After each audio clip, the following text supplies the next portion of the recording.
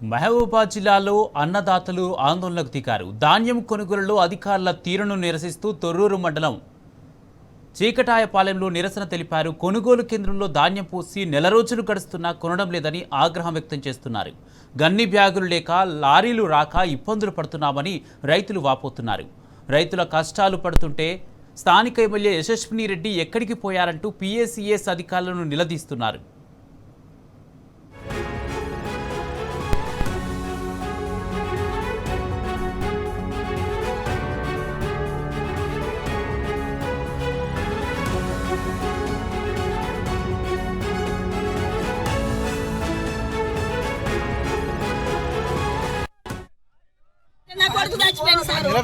ఎవరు మమ్మల్ని టేకటోళ్ళు లేరు. పడిపాటు అంటారు ఆనకాలం వచ్చేసేసి సార్ ఇప్పుడు వచ్చేసేస్తాను. నిన్న బత్తాల పొద్దునాడు 11 గంటలకు పోయినాం, 6 గంటలకు వచ్చిన ఆడికి పోయినాం. మళ్ళీ ఈ రాత్రి మళ్ళీ ఎప్పుడు తయారు చేస్తారు.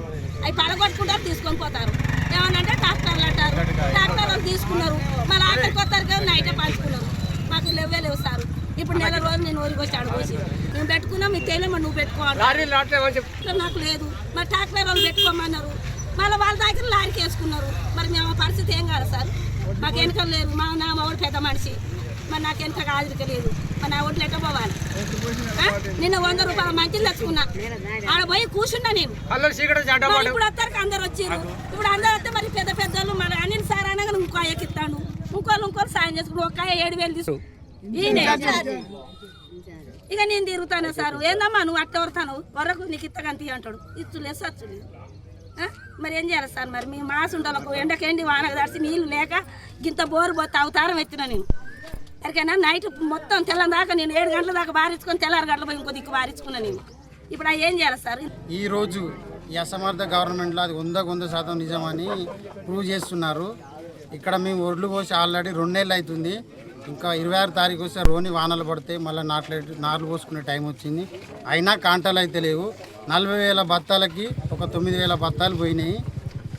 ఏం చేస్తున్నారంటే ఈ అసమర్థ గవర్నమెంట్. మా ఎమ్మెల్యే గారు మా పక్క ఊరే, వారికి మాకు 2 కిలోమీటర్ల దూరమే. అయినా వారు స్పందించేది లేదు. ఇన్ఛార్జ్ గారు స్పందించేది లేదు, ఏది లేదు. 20 రోజుల నుంచి కొట్లాడితే ఒక 10,000 బత్తాలు ఇచ్చిర్రు. ఈరోజు లారీలు రావంటున్నారు, సొంతం ట్రాక్టర్లు పెట్టుకోవాలంటున్నారు. ఆల్రెడీ మనము మీడియాలో చూస్తున్నాం. ఒక ట్రాక్టర్ పోతే 20 రోజులు, నెల రోజులు అని ఆపుతున్నారు.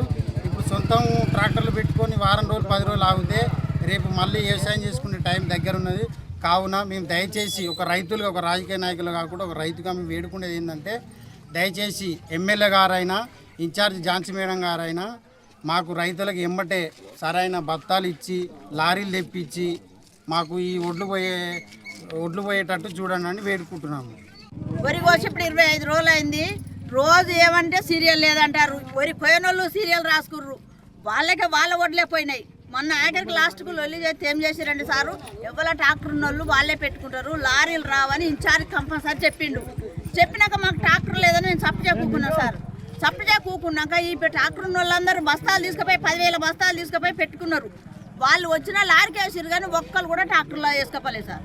ఒక్కరు కూడా ట్రాక్టర్లు వేసుకోపోక ఇప్పుడు ఏమంటారు, మళ్ళీ ఇలా సీరియల్ వచ్చినాక బస్తాలు వచ్చినాక ఏమంటారు, మళ్ళీ లారీలు రావు, మీ ఊరికే రావు లారీలు, ఇన్ఛార్జ్ ఖచ్చితంగా మీరు మీ సొంత వెహికల్ పెట్టుకోమంటారు సార్. మా సొంత వెహికల్ వాళ్ళు మేము పెట్టుకోలేము. మాకు వండింది 2 ఎకరాలు. 2 ఎకరాలల్లా మేము ఈ పెట్టుబడి పెట్టి మేము ఈ సొంత వెహికల్ పెట్టి మేము ఏం చేయాలి సార్? మాకు ఎట్లా కూడా మీ దయ. మాకైతే లారీలు పంపాలి. లారీలు పంపకుండా చిటకాలం అయిపోవద్దు, చిటకాలం అయిపోయొద్దు, అస్సలు వద్దు.